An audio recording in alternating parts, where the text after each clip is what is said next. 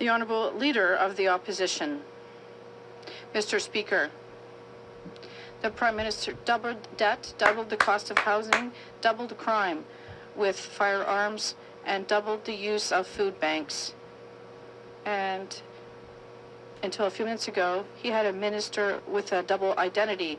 Is the Prime Minister aware of the fact that the minister in question directed his company when he was in cabinet, and he said he was falsely Indigenous?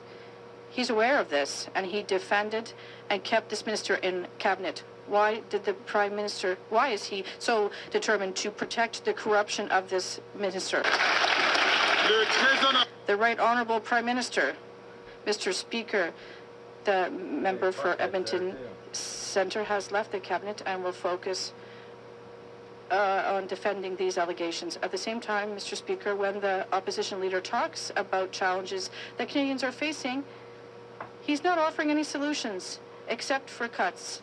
He wants to cut the dental care program. He will cut the pharmacare program for contraceptive drugs. He will cut daycare spots.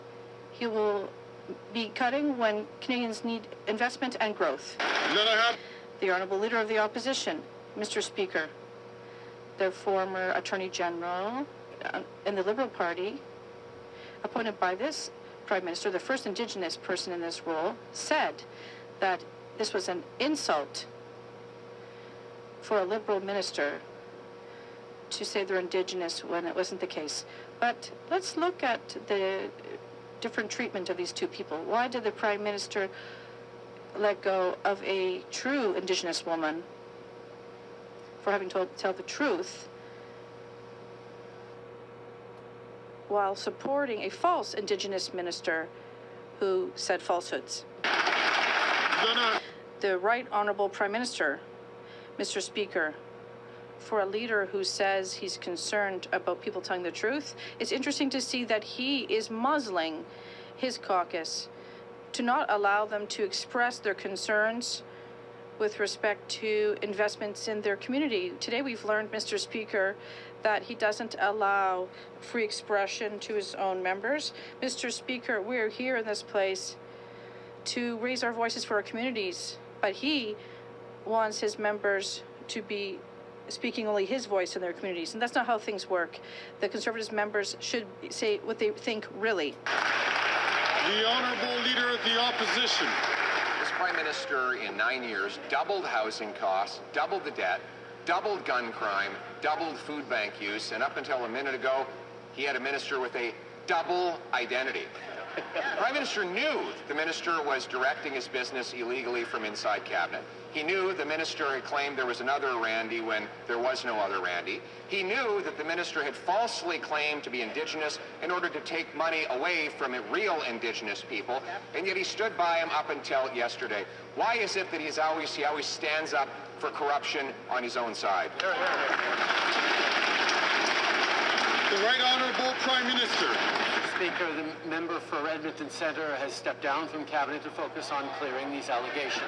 Mr. Speaker, the Leader of the Opposition talks about the importance of speaking up. The reality is his MPs are no longer voices for their communities.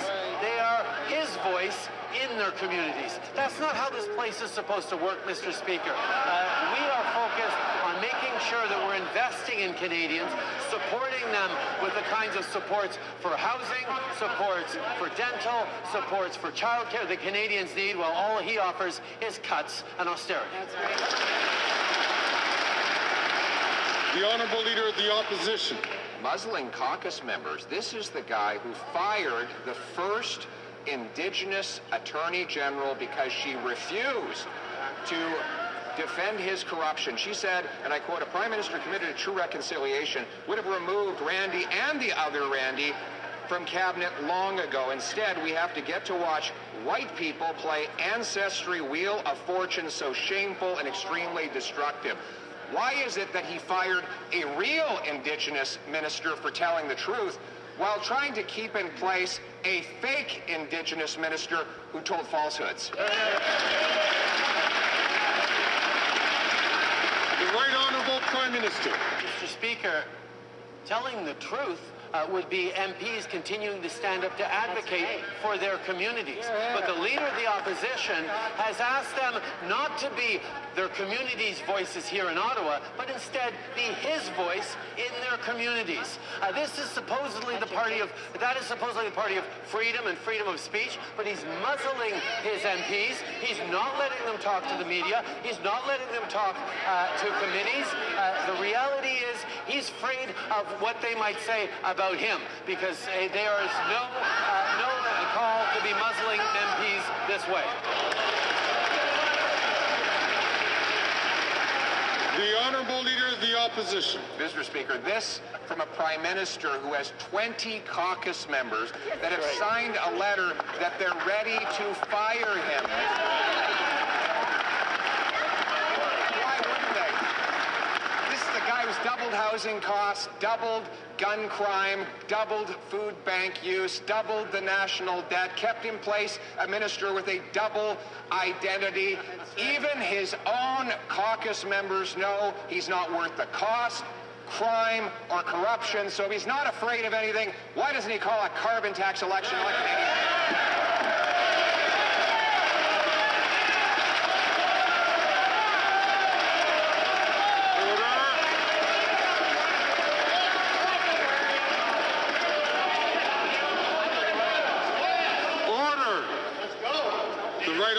Prime Minister.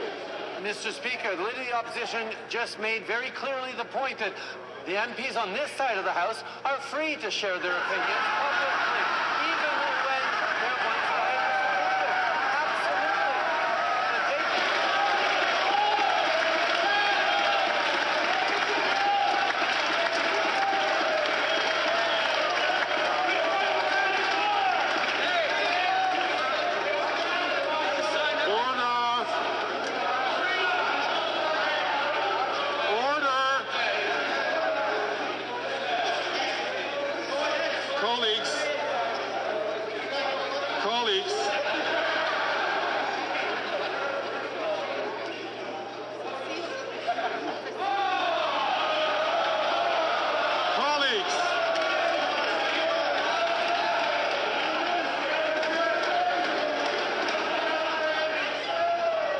is the more time that we spend here in the chair interrupting the process so that we get order in the House, the fewer questions we will be able to have and fewer answers we'll be able to have in question period. So please control yourselves today. The Right Honourable Prime Minister from the top. Mr. Speaker, in the minds of Conservatives, we just saw a big gotcha moment where I admitted that Liberal MPs are free to speak their minds and voice their opinions even when we have disagreements. That was astonishing to the members of the Conservative Party because they're not allowed to do that. They are not allowed to speak to the media. They are not allowed to speak their minds.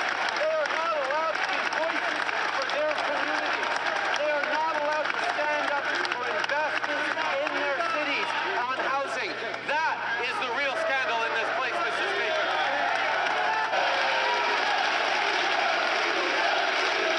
Order!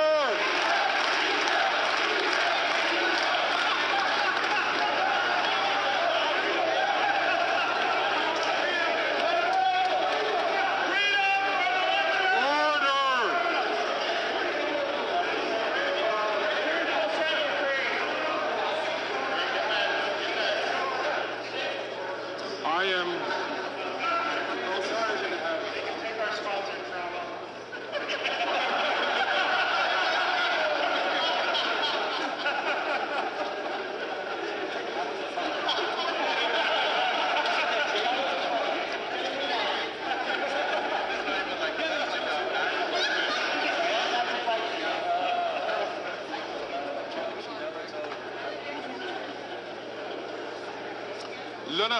The Honourable Member for Bel-Air-Chambly. Mr. Speaker, every day this House shows Quebec why we really need to get out of here. Meantime, we have to repeat that the four parties in this House supported Bill C-282 on supply management. One of the rare consensus we still have here. Two senators are blocking it. For the Prime Minister, is the Senate worth more than the vote of all elected officials from Quebec? The Right Honourable Prime Minister. Mr. Speaker, in this House, like the bloc leader has underscored, we all have supported unanimously protecting supply management, almost unanimously. On this side of the House, we are in favor of it. But the reality is that the Senate is doing its work. It is looking at this bill, and we will not accept any bills that minimize or take away the obligation of this chamber to protect supply management in any future trade deals. We are clear on this. Regardless of the work of the Senate, the desire of the chamber is clear. The honourable member from Belleuil-Chambly. Mr. Speaker, democracy has spoken, and yes, there are some 50 Conservative members that voted against supply management. Nevertheless, to try to solve this imbroglio, I will remind everyone else over this. I will go to the Senate to meet with senators in person. Can the Prime Minister also meet with these senators himself? The Right Honourable Prime Minister. Mr. Speaker, I often meet with senators and I will continue to do so. But on this particular issue, I want to be absolutely clear. We will always protect supply management, regardless of the opinion of senators. We will defend, that was ironic, but we will defend the integrity of our supply management system, even when we negotiate new trade deals. The honourable member from Burnaby South. You know, families are telling me, they're telling me that their cell phone bills and their internet bills are so high that they have to cut back on monthly costs, like their swimming lessons for their kids. The Liberals are hurting Canadians by taxing essentials. And King Cut, the Conservatives, are going to make things even worse. They want to cut the benefit for children, the child benefits, that can lose families $600 a month. Now, will the Liberals stop taxing essentials like cell phone and internet bills right now? The Right Honourable Prime Minister. If the NDP wants to join us in making life more affordable for Canadians, all they have to do is put an end to the obstruction of the work of Parliament that the Conservatives are leading on. Parliament is supposed to do the work of Canadians in making their lives better, but with the Conservative Party's obstruction, there are bills being slowed down, there are measures around dental care, around Indigenous services, school foods. These are things that we need to unblock in this House, and if the NDP will help us stop the obstructionism by the Conservatives, we can deliver for Canadians.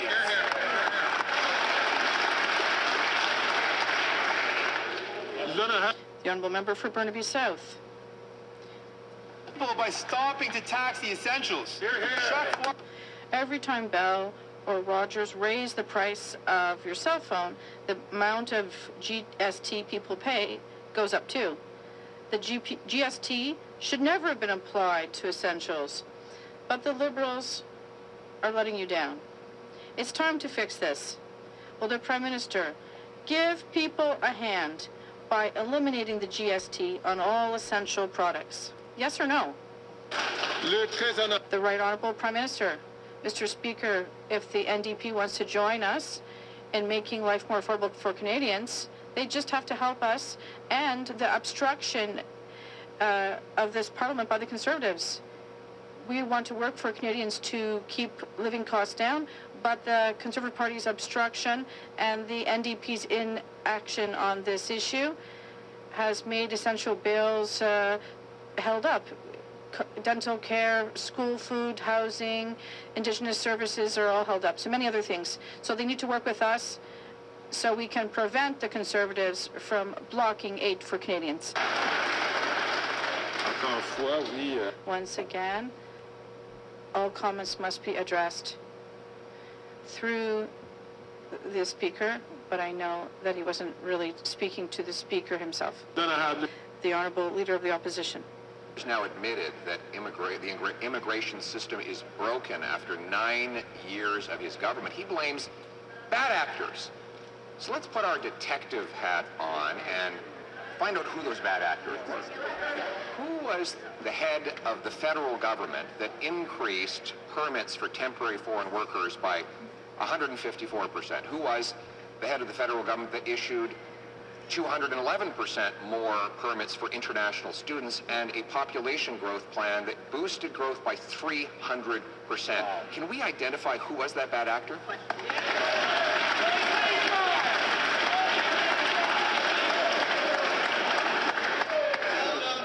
the Right Honourable Prime Minister. Mr. Speaker, following a pandemic that had devastated our economy in a short-term way, Canadians needed and businesses needed extra support, so asked for more temporary foreign workers, asked for more international students, and we gave them. Our economy grew, our economy got back faster than the United States, got back faster than many other countries of the world. And then we're now in a different situation where we've had to step up and reduce immigration numbers to make sure that our housing issues can catch up. This is what a responsible government does. It puts forward solutions that are right in the moment and corrects them when they're no longer needed. The Honourable Leader of the Opposition. I don't think we found the bad actor yet. Because he blames it on labor market needs, but the biggest growth happened in non-labor market immigration. For example, he boosted permits for international students by 211% and refugees by 726%. That has nothing to do with filling job vacancies. And when it comes to temporary foreign workers, he allowed more to go to places with already high unemployment. So once again, who was the bad actor that made these terrible decisions? The Right Honourable Prime Minister. Mr. Speaker, these little performances that the Leader of the Opposition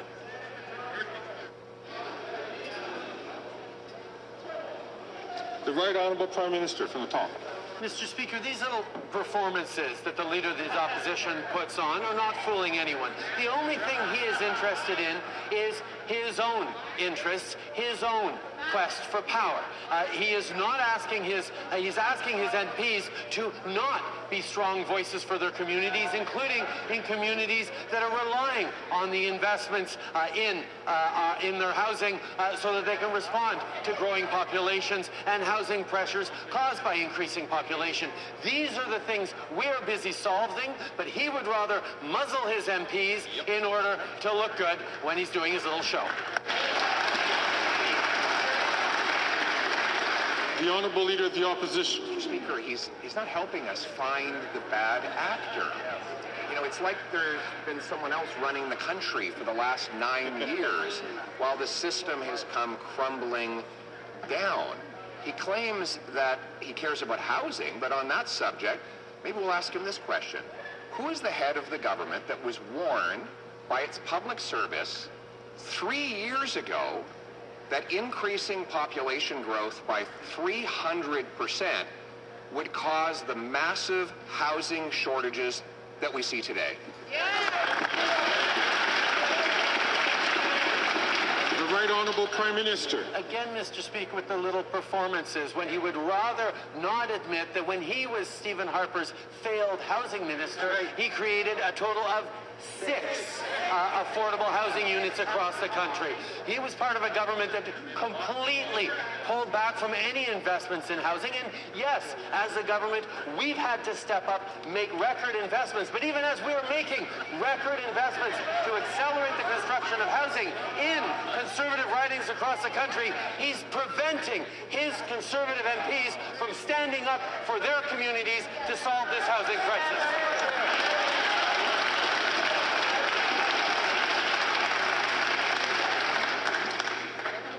The Honourable Leader of the Opposition. Mr. Speaker, when I was housing minister, we had 1 home built for every 1.5 people added to the population, which which meant we were adding houses faster than we needed to, and we were providing affordable homes of half the cost of today. Last year, they added one home for every 5 new people, the biggest housing deficit in history. So once again, who was the bad actor running the government that was warned by its officials that all of this out-of-control population increase would cause a housing shortage?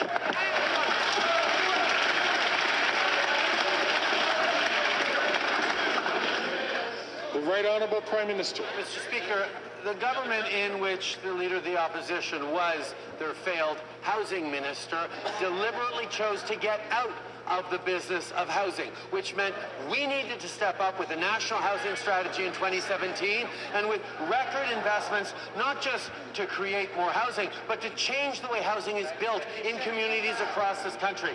That is money put into the pockets of municipalities to invest, to densify, to rapidify, to accelerate the permitting.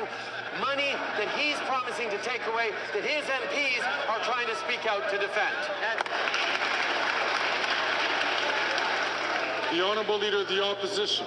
Mr. Speaker, when I was housing minister, housing was half the cost. When I was jobs minister, I actually cut down the number of temporary foreign workers to make sure Canadians got the job. But the bad actor he's referring to is the same head of government that allowed 211% more study permits for people who weren't supposed to be working. He allowed 154% more temporary foreign workers while Canadians were looking for jobs, and 726% more refugees. Mr. Speaker, if he wants to know who is the bad actor that broke the immigration system, why doesn't he do what he loves to do the most? Look in the mirror.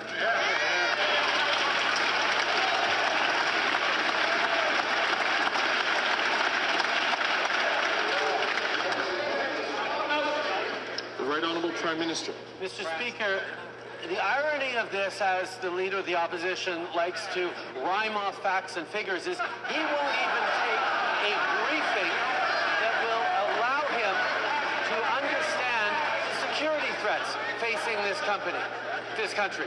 For some strange reason that he will not admit to, he has refused to get his security clearance. He has refused to take the briefings necessary to keep Canadians safe. So anytime he chooses to rhyme off facts and figures, we know that he is not actually caring about Canadians, he's caring about himself.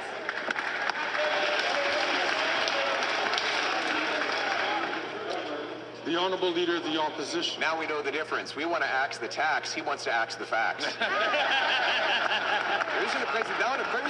Mr. Speaker, the Prime Minister, after 9 years, we see that immigration is fully broken.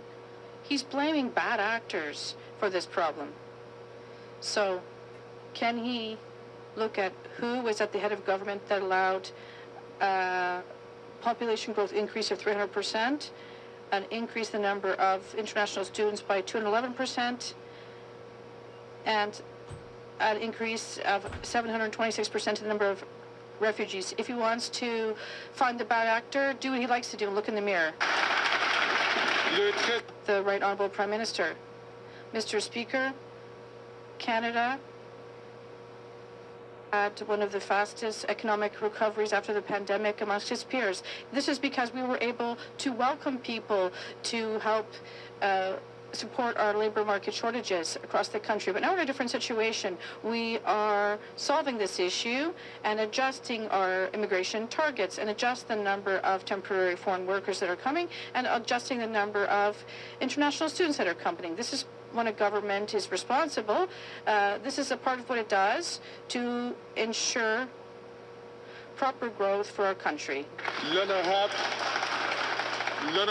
Honourable Member for Belleville-Chambly. Mr. Speaker, if supply management protection fails, what will Quebecers say? What will they say about the Senate, about the government? What will they say about the leadership of this Prime Minister and of its incoherency? While the U.S. is ready to be more protectionist than ever, Canada, would it give up its agriculture? Would Canada and the Senate, are they the worst negotiators in history? Will they stand up? The Right Honourable Prime Minister. Mr. Speaker, We have always been clear as a government. We are going to protect supply management in any free trade agreement, present or future. And because of this, we support the Bloc's bill to protect supply management. If ever this bill fails in the Senate, and we can't get it through here in the House because the Conservatives would vote against it, we will be here to protect supply management, even if we need to take government action to complete this task. We are here to protect supply management. And that's simple.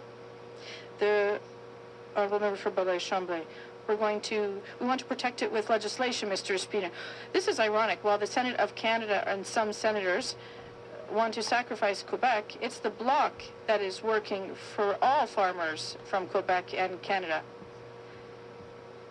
We realize that it's not just the Bloc. It's not about the Bloc. It's about the quality of what we're eating. It's about fair price. It's about the environmental impact of agricultural practices. I would ask the Prime Minister to come with me this afternoon to meet with these senators. Thank you. The Right Honourable Prime Minister. Mr. Speaker, I would welcome the Bloc leader to meet with senators. We work regularly with senators to pass good legislation for Canadians. And as I said, we are going to protect supply management. We agree entirely with our Bloc colleagues in terms of the importance of protecting supply management and farmers. And that is why we have taken action. We have committed as a government to never call into question supply management in any negotiation for upcoming free trade deals. The Honourable Leader of the Opposition. The Prime Minister is just off another bonanza of high-flying, high-carbon, high-taxing hypocrisy. This time on a trip to Brazil, he dripped with condescension for Canadians struggling to pay their bills. He said, it's really, really easy when you're in a short-term survive. I've got to be able to pay the rent this month. I've got to be able to buy groceries for my kids to say, okay, let's put climate change as a slightly lower priority. This is the Prime Minister who burns 100 tons of jet fuel and releases 100 tons of greenhouse gases. When will he stop the high tax hypocrisy? The Right Honourable Prime Minister. Mr. Speaker, Canadians are facing global challenges right now. As much as the Leader of the Opposition would love to bury his head in the sand, global inflation, climate change that is impacting everyone around the world requires us to be working together, standing up for peace and justice on the world stage, standing up for women's rights, standing up for opportunities for the middle class. This requires us to work together, something the Leader of the Opposition can't do. He can't even work with his own MPs. He has to muzzle them. He is not letting them be voices of their communities in Ottawa. That's the real colors of this Leader of the Opposition.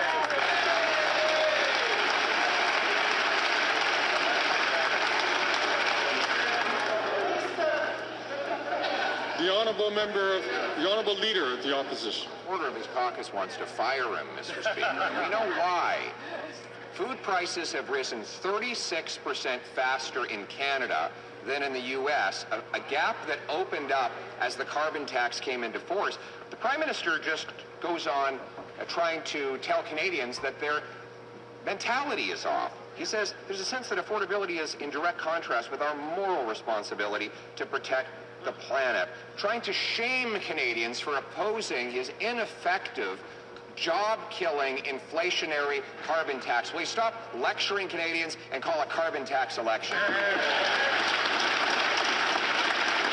The Right Honourable Prime Minister. Mr. Speaker, I invite Canadians to actually watch my remarks down south, where I was talking exactly about the importance of putting affordability first for Canadians, even as we're fighting against climate change. The Leader of the Opposition can invent things that he thinks I might have said.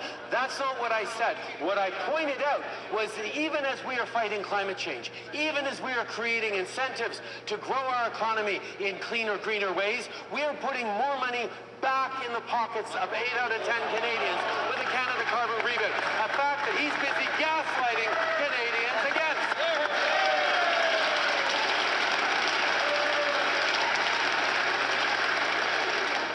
I'm going to ask all colleagues please not to take the floor. I'm going to ask the honourable member from Parliamentary Mackenzie to please not take the floor unless recognized by the chair. The Honourable Leader of the Opposition. Mr. Speaker, this Prime Minister has gaslit Canadians so much that Environment Canada has to do a recalculation of the carbon emissions that have come from the lamp.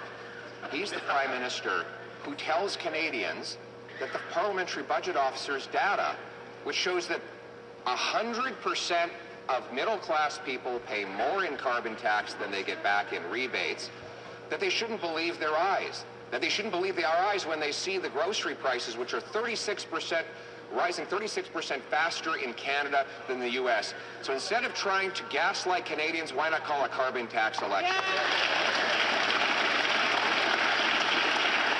The Right Honourable Prime Minister. Mr. Speaker, the Leader of the Opposition is once again just not telling the truth. The reality is, Parliamentary Budget Officer said that 8 out of 10 Canadians get more money back from the price on pollution than it actually costs them in paying that price on pollution. The cost of inaction on climate change is astronomical. That's exactly what he's proposing. Mr. Speaker, the Leader of the Opposition should stop misleading Canadians and actually understand that you can't fight for affordability, you can't fight against climate change unless you're investing in Canadians. I know that certain comments cause a disturbance in the House, but I'll ask all members to be careful about the language that they use. The Honourable Leader of the Opposition. His quadrupling carbon tax is all financial pain and no environmental gain. Today we learned that Canada, after 9 years of this Prime Minister, now ranks 62nd out of 67 countries for the Climate Change Performance Index. The Prime Minister says that Canadians starving or lined up at food banks should congratulate themselves for the fact that his tax has made us 62nd. We're 62nd, he pumps his fist into the air, Mr. Speaker. Why does the Prime Minister make Canadians pay such high taxes to achieve such terrible results?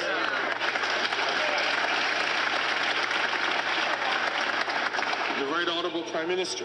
Mr. Speaker, once again, the Leader of the Opposition is entirely misrepresenting the facts for his own gain, for his own interest. That's really all he cares about. If he cared about Canadians, he wouldn't be standing against dental care. He wouldn't be standing against more spaces in childcare. He wouldn't be standing against putting more money in Canadians' pockets with a price on pollution that is bending our emissions down faster than our other G7 neighbors, at the same time as it's helping with affordability for 8 out of 10 Canadians in areas in which it lands. The Canada Carbon Rebate is an affordability measure that is protecting future generations, and he is standing against it. The Honourable Member from Winnipeg Centre. Mr. Speaker, child poverty has increased for a second year in a row, and parents are struggling more than ever to buy essentials like baby formula and diapers. The Liberals have let families down. Meanwhile, the Conservatives want to cut childcare and cut the National School Food Program. That'll cost families thousands of more dollars every single year. On World Children's Day, will the Prime Minister lower costs for families by following the NDP's plan to cut GST on essentials? The Right Honourable Prime Minister. Mr. Speaker, I very much appreciate my NDP colleague bringing up the school foods program and her support for it, but if she really wanted to support it, she would help us stop the obstructionism by the Conservative Party that is preventing us from moving forward on delivering concretely for Canadians the way they need. Canadians need help and investments, and Conservatives didn't have enough in blocking and in voting against school foods, voting against and blocking dental care, voting against and blocking pharmacare. They're now blocking any capacity in this House to deliver for Canadians. The NDP needs to work with us and stop this obstruction.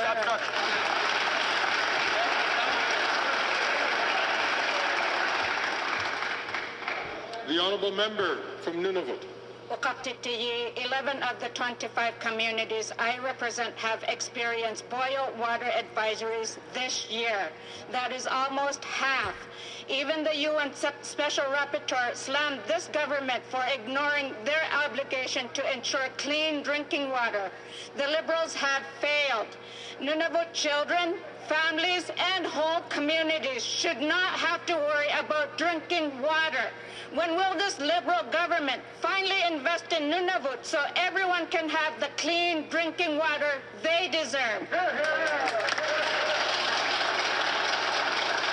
The Right Honourable Prime Minister. To my colleague, I agree. We need to move forward on protecting clean water, on delivering. That's why we're asking the NDP to stop slow-walking the Clean Water Bill, to work with us to get it through this House so we can actually deliver the water that Canadians need from coast to coast to coast, including in Nunavut.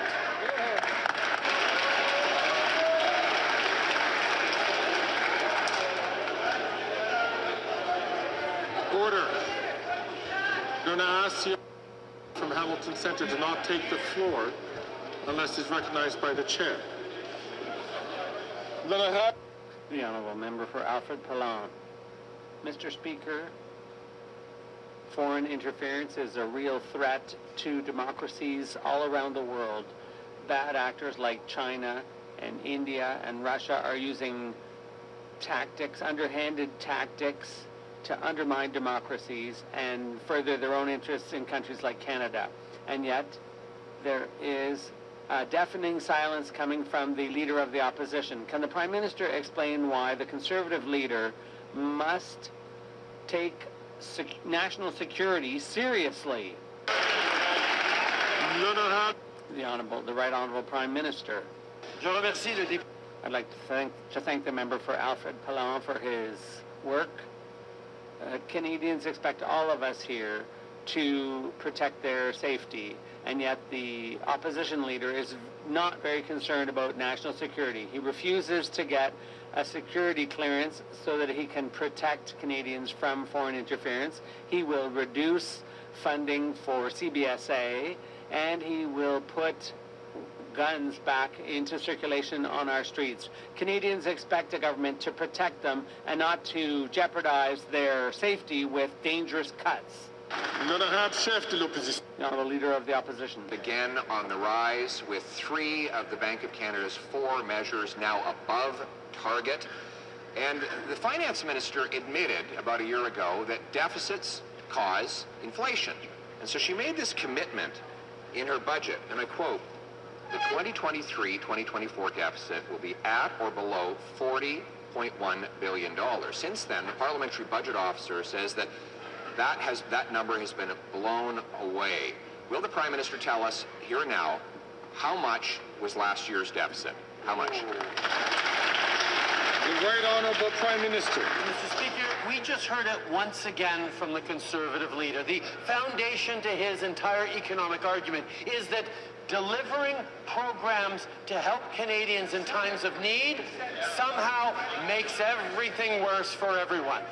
He is proposing cuts to dental care, cuts to child care, cuts to the school food program, cuts to money on responding to the housing crisis in municipalities.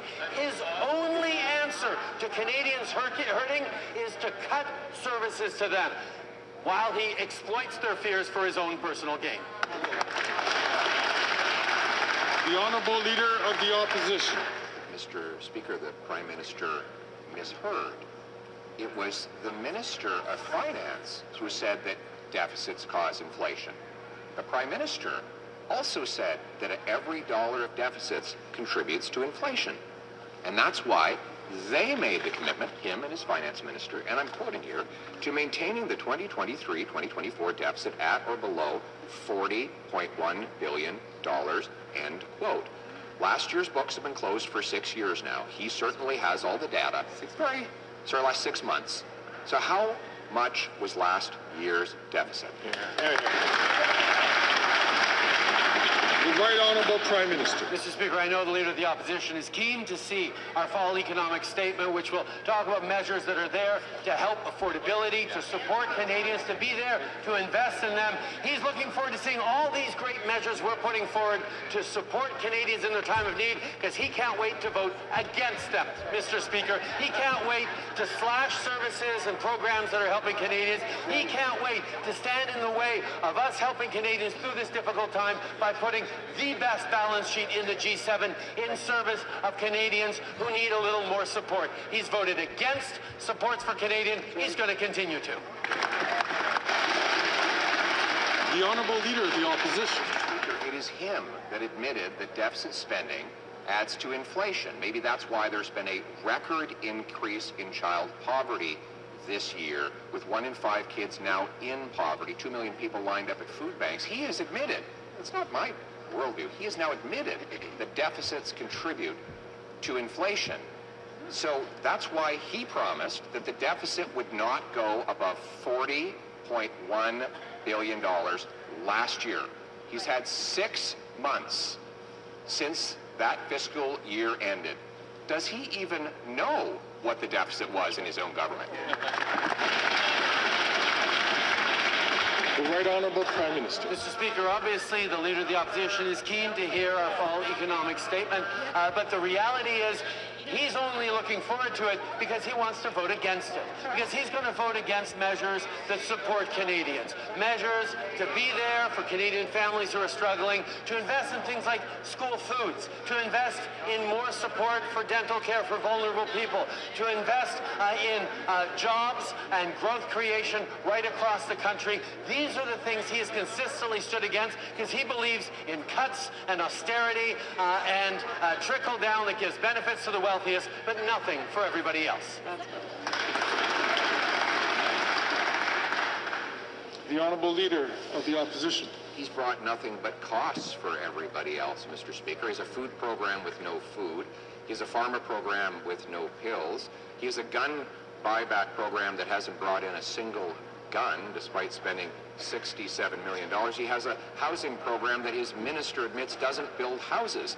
But none of those things were the question. It was about his inflationary deficits that he admits drive up the cost of everything. So Canadians are watching and wondering, the guy in charge of this $500 billion enterprise called the Government of Canada knows anything about the numbers. So once again, does he even know the deficit for last year? The Right Honourable Prime Minister. Again, Mr. Speaker, he is eager to hear our fall economic update, and we will share it with him in due course. In the meantime, this House has work to do, Mr. Speaker, on passing legislation that's going to support school food programs, that's going to move forward on delivering dental care for more Canadians who can't afford it, on expanding child care spaces, on putting money in people's pockets at a time where they're needed. And he is crossing his arms and forcing his MPs, because we know he forces his MPs to do whatever he wants, to block the passage of bills in this House, because he doesn't want to see Canadians helped right now. He wants to see Canadians hurt because he's only caring about himself.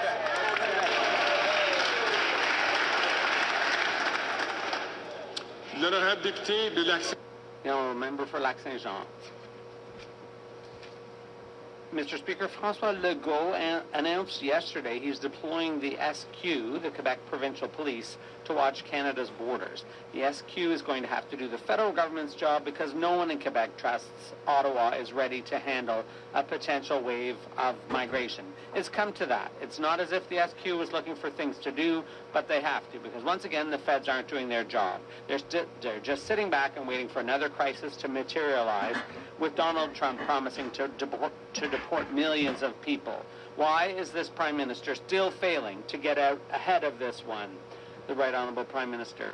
Mr. Speaker, as a government, we will always be there to defend the rule of law and to defend the integrity of our borders. We have a plan to increase staffing at our borders with officers and vehicles. We will work with our counterparts all across the country to ensure that Canadians can still have confidence in our sovereignty and the integrity of our immigration system as well as our borders. That's a responsibility that we take very seriously, and we've demonstrated that when we dealt with challenges in the past. You're going to have... The honourable member for Lac-Saint-Jean. Yeah, we saw that last year. Quebecers do not have confidence in this Prime Minister's ability to handle a wave of migration caused by Donald Trump. They saw how he managed the borders during the pandemic. They saw how he managed Roxham Road. They saw him on Twitter inviting the whole world to Quebec and then looking the other way when we were flooded with newcomers, Mr. Speaker. That's why Quebec has no choice but to send the SQ to the borders. Yes, Quebec is sending the SQ to the borders. Does the Prime Minister realize what's going on, Mr. Speaker? The Right Honourable Prime Minister. Mr. Speaker, I have a lot of respect for the professional and excellent work that the SQ is doing to protect all of Quebec, and they will continue to work with federal organizations like the RCMP and CBSA. Mr. Speaker, for a long time now, I've acknowledged the generosity of Quebecers who have done more than their fair share in taking in newcomers to Canada, and that's why we're compensating them, but that's why I'm still waiting for Mr. Legault's approval for temporary more temporary work permits, because we need more immigration. The Honourable Leader of the Opposition. Quebec is at a breaking point because of decisions by this bad actor here, the Prime Minister of Canada, who sent out a tweet saying, "Welcome to Canada." The last time Trump arrived in the White House, he opened a welcome center at Roxham Road, which invited tens of thousands of people without housing, without jobs for them, without health care for them. Is he going to do exactly the opposite this time to avoid another crisis for Quebecers? The Right Honourable Prime Minister. Mr. Speaker, protecting our immigration system and our borders has always been top priority for this government. It's our responsibility. The whole world is dealing with tough times, and that is why we took the necessary steps to protect our principles and our values, as well as the integrity of our system. And we will keep doing that. We will keep staffing adequately, unlike the Conservatives who cut CBSA officers, who cut the RCMP when they were in office. We will continue to invest to protect the safety of Canadians. The Honourable Leader of the Opposition.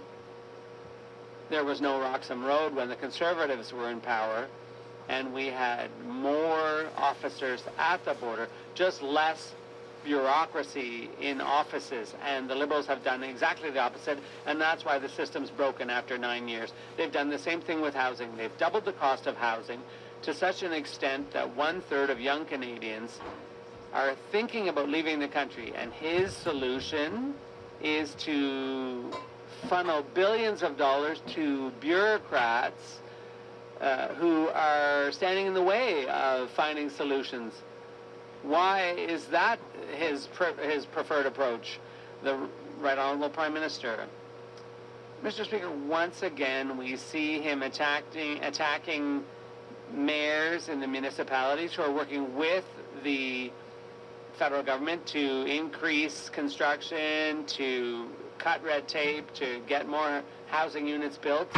And we know it's working because at least 18 members of the Conservative caucus have applied for that funding for their municipalities to increase the speed of construction and so on. Unfortunately, the Conservative leader is stopping those members from speaking on behalf of their communities and from advancing the interests of their constituents. The Honourable Leader of the Opposition. 9 years, this Prime Minister has doubled housing costs. In fact, 80% of people in Canada now believe, for the first time ever, that home ownership is just for the very rich. And the cities that have got money from his so-called housing accelerator have had the worst results. Vancouver, housing starts are down 18%. Toronto, down 21%. Ottawa, down 14%. Guelph, down 65%. Why doesn't he follow our common sense plan to cut out the bureaucratic middlemen and gatekeepers and instead use the savings to axe the sales tax and build the homes. The Right Honourable Prime Minister. Mr. Speaker, once again, on housing, his own MPs have been asking us, for example, the $31 million we're sending to Kelowna in the riding of Kelowna Lake Country, a Conservative riding. This is money that is going to make a real difference in their communities, but the Leader of the Opposition is preventing his MPs from standing up and advocating for their communities. This place is supposed to be a place where members are voices of their communities here in Ottawa. Instead, he's sending them to be his voice in their communities. That's not how it works.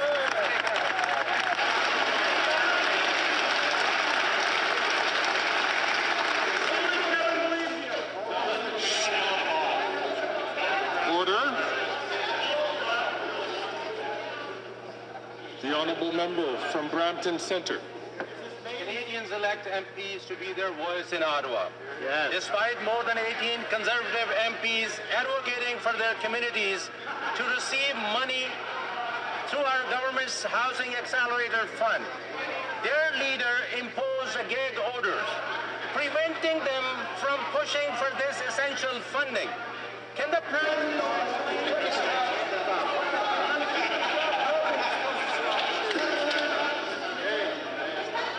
Colleagues, order.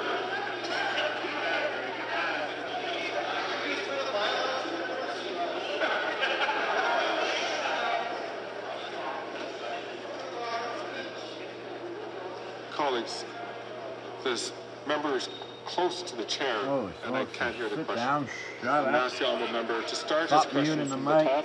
Let us not waste more time on any more interventions from the chair so we can get through question period expeditiously. The honourable member from Brampton Centre from the Nobody top. cares. please. Sit down.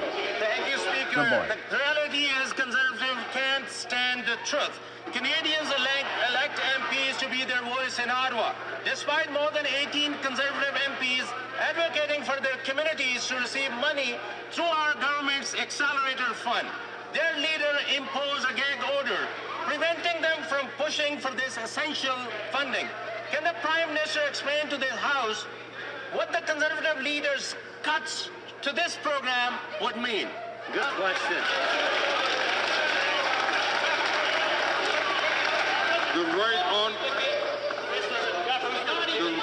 The honourable member from St. Albert, Edmonton, can please keep his counsel until he's recognized by the chair to speak. The Right Honourable Prime Minister. Mr. Speaker, I thank the member for Brampton Centre for his question. He, like most of us in this House, understand how important it is to be your community's voice here in Ottawa and not Ottawa's voice in your community. Most of us in this House, apparently not if you're in the Conservative Party of Canada, because the Conservative leader has decided to prevent his own members of Parliament in communities across the country for speaking up for their communities. He is muzzling his MPs, forcing them to be the leader's voice in their communities instead.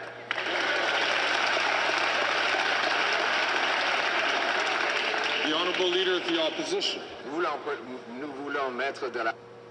We want to put money directly into the pockets of people buying houses. The Prime Minister has doubled the cost of housing in Canada and tripled the cost of rent in Montreal, Mr. Speaker. After 9 years of spending huge amounts of money on local bureaucracies to prevent construction, about a third of the cost of housing in Canada is taxes.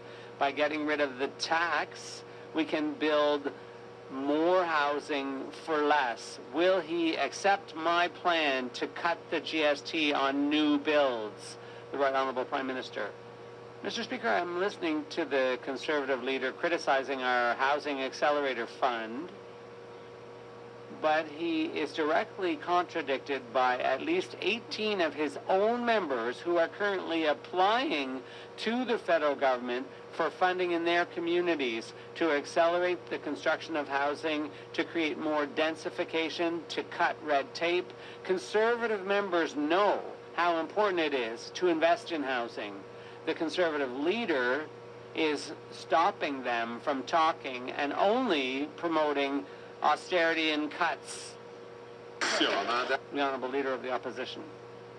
At the same time, with C-83, the Prime Minister allowed Paul Bernardo to be transferred from maximum security to a medium security facility. And now we learn that the Liberal government has decided to prevent the families of the victims of Paul Bernardo from testifying in person at his parole hearings, which could lead to releasing this monster onto the streets. Why is this Conservative government preventing victims from speaking out against the release of Paul Bernardo? The Right Honourable Prime Minister.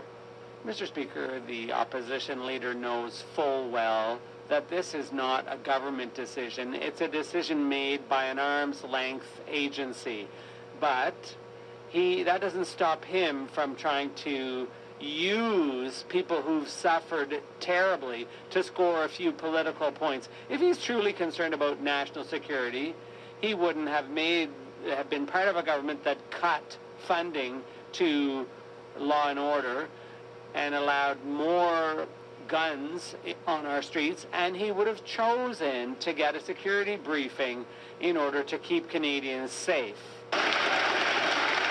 L'honorable chef de l'opposition. The Honourable Leader of the Opposition. Passed Hug-a-Thug Bill C-83, which allowed Paul Bernardo to leave maximum security for more luxury and freedom in a medium security penitentiary. Now we learn that the Liberal government is blocking the family members of Paul Bernardo's victims from testifying in person at his parole hearing, where it will be considered for his release. Under Section 6.1 of the Corrections and Conditional Release Act, the minister could intervene to allow the victims to speak up. Why does he keep protecting Bernardo from the victims rather?